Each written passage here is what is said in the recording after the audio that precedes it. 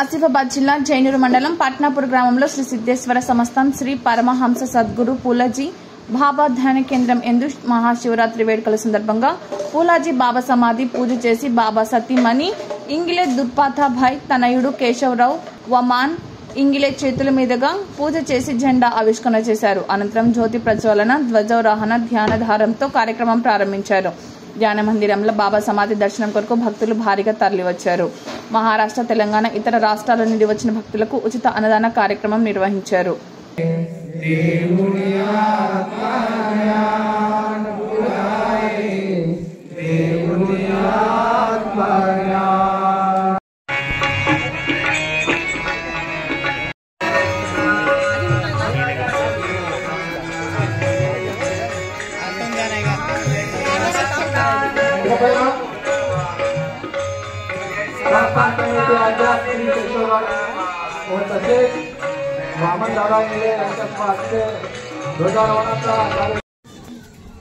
current डिपार्टमेंटचे Osmanabad जिल्ह्याचे SD Sheshrao sir